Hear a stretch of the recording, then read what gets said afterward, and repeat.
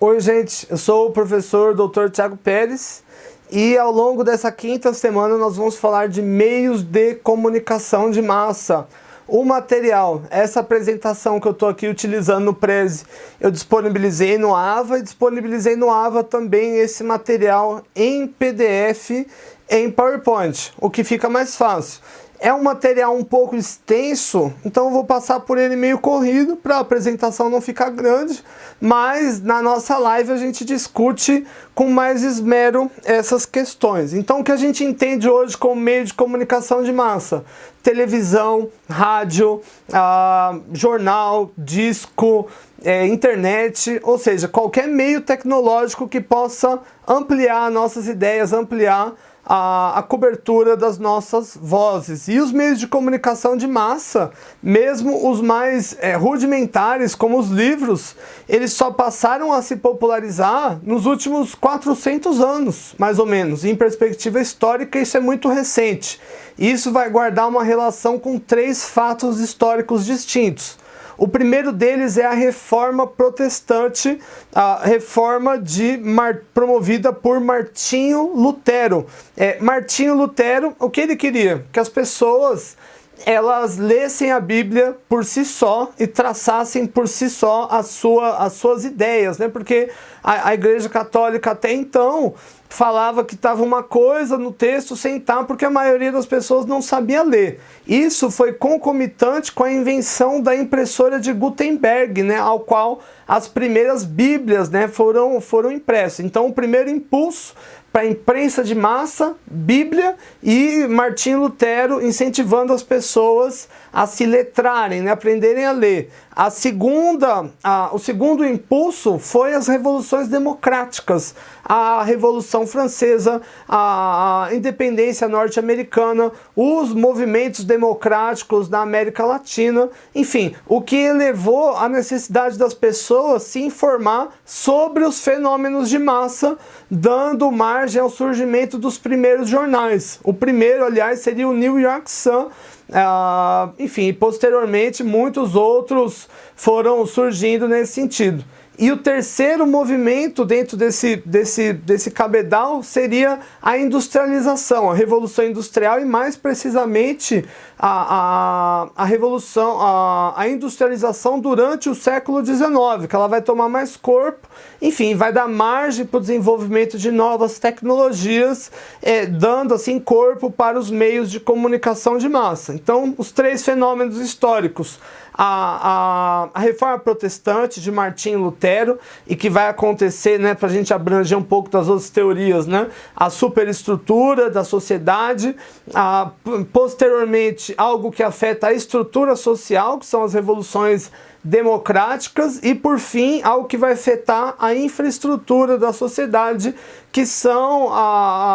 que é a industrialização, sobretudo durante o século XIX. Considerando que os meios de comunicação, eles são plurais e eles exercem grande impacto na nossa vida, a filosofia e a sociologia, elas vão trazer juntas 4 correntes interpretativas sobre os meios de comunicação. E a gente vai ver um pouquinho de cada uma delas com foco na teoria do conflito. Então a primeira teoria é a teoria funcionalista, a segunda teoria, a teoria interpretativa, a terceira, teoria feminista, e a quarta, a teoria do conflito.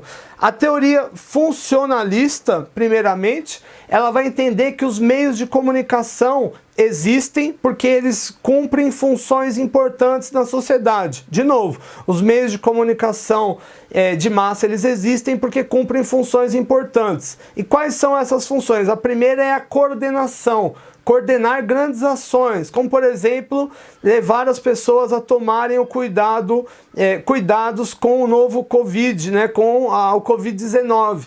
Imagine isso sem nenhum meio de comunicação. Como seria falar para todas as pessoas? Teria que sair uma passeata, uma carreata de caminhões pelo Brasil inteiro, e seria impossível, levaria muito tempo.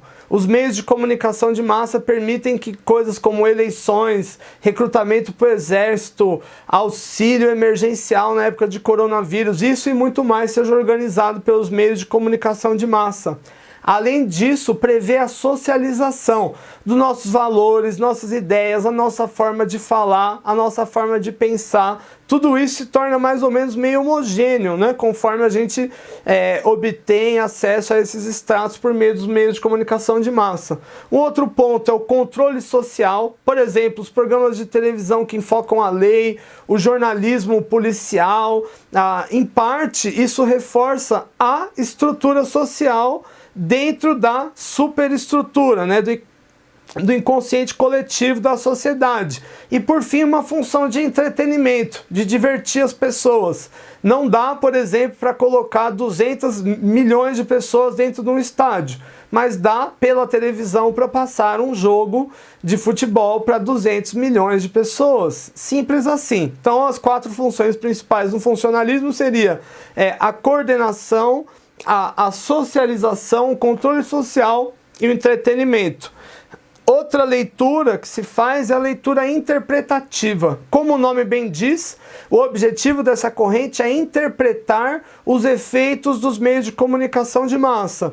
Aqui se enquadram, por exemplo, os estudos de marketing que buscam identificar o tipo de propaganda que mais influencia. Então, basicamente, essa corrente ela visa identificar a forma como as pessoas recebem informação, interpretam informação, resistem e ou retransmitem essa informação.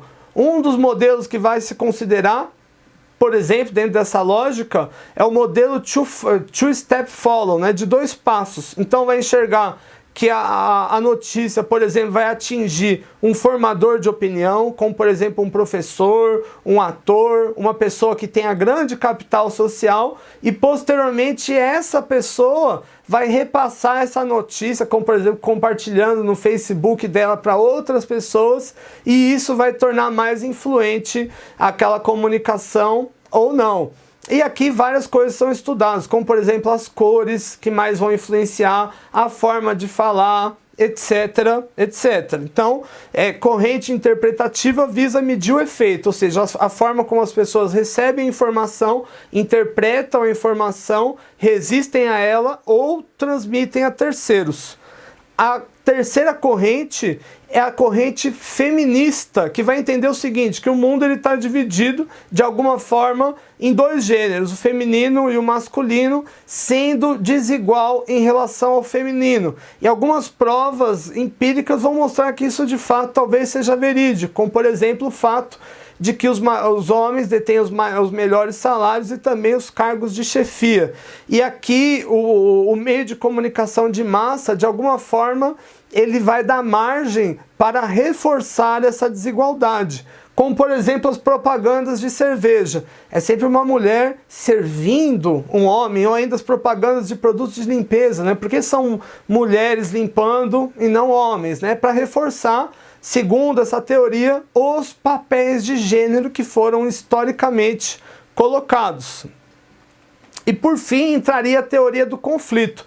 A teoria do conflito vai entender que o mundo ele também está dividido em 2, mas nesse caso entre proletários, ou seja, os trabalhadores, e a classe burguesa, os donos do meio de produção. E o papel dos meios de comunicação de massa seriam reforçar essa desigualdade, levando, por exemplo, o indivíduo a ser conformista, levando o indivíduo a querer consumir mais. Além disso, os meios de comunicação de massa eles são centrados na mão de poucas pessoas, ou seja, poucas pessoas são donas das televisões, das rádios, etc, etc, e elas vão utilizar isso em benefício próprio. Bom, e basicamente essa teoria ela vai se desdobrar numa outra, uma outra teoria do conflito, que é a teoria crítica, que vai surgir na escola de Frankfurt com a ideia de cultura de massa e indústria cultural. É um conceito que parece difícil, mas é muito, muito simples. Então, primeiro, cultura de massa é toda a cultura, é todo o substrato cultural, é a dança, é a forma de falar, é a escrita, o grafite, é qualquer tipo de produção natural de cultura que nasce no seio da sociedade sem nenhum tipo de roteiro, por assim dizer, né? Sem nenhum tipo de influência pré-determinante, como por exemplo de um produtor musical. Não, é aquele violeiro do interior, é aquele malabares do sinal, é aquele grafiteiro, etc, etc. É aquela cultura que nasce naturalmente. E a indústria cultural, ela diz respeito às instituições que visam manipular a cultura de massa e adaptar ela para o grande público. Ou seja, você pega um produto que é personalizado e torna ele padronizado a fim de atingir a maior parte das pessoas. Bom, e aqui eu tenho algumas falas, como por exemplo, aquilo que a indústria cultural oferece de continuamente novo não é nada mais do que a representação sob formas diferentes daquilo que sempre foi igual. Então aqui um exemplo são os programas de auditório. Silvio Santos, Eliana, Celso Portiolli, programa do Jacaré, programa do Chacrinha, programa do Gugu, Conan O'Brien nos Estados Unidos, são milhares, mas todos eles são praticamente idênticos. Existem mulheres dançando, um público assistindo, um apresentador, algumas atrações musicais, ou ainda as novelas, né, do SBT, as novelas mexicanas, da Televisa, nas novelas brasileiras. Você vai ter basicamente um núcleo rico, um núcleo pobre, um mocinho, um vilão, uma trama. O vilão se dá bem quase que a novela inteira, depois o mocinho sai por cima, ou seja, são produtos padronizados, ou seja, a indústria cultural ela tira aquilo que a cultura tem de mais autêntico e transforma em um produto vendável à maior parte das pessoas. Então, resumindo, para a gente finalizar essa aula, meio de comunicação de massa, a gente está grudado o dia inteiro na internet, na televisão, no rádio, e basicamente 3 acontecimentos históricos fazem essa realidade ser possível. O primeiro é a Reforma Protestante do Martinho Lutero, concomitante com a impressão das primeiras Bíblias em massa. O segundo, os movimentos democráticos. E o terceiro, a industrialização. Nesse ponto, surgem 4 grandes teorias para explicar os meios de comunicação de massa. O primeiro, o funcionalismo, que vai entender que os meios de comunicação de massa eles têm funções, por isso existem. E essas funções são a coordenação, socialização e entretenimento. A corrente interpretativa ela vai mensurar os efeitos, ou seja, a forma como as pessoas são atingidas pela comunicação. A teoria feminista vai entender que os meios de comunicação vão reforçar a desigualdade de gênero pré-existente em uma sociedade, e a teoria do conflito vai entender que os meios de comunicação de massa vão reforçar a desigualdade econômica já existente entre os indivíduos.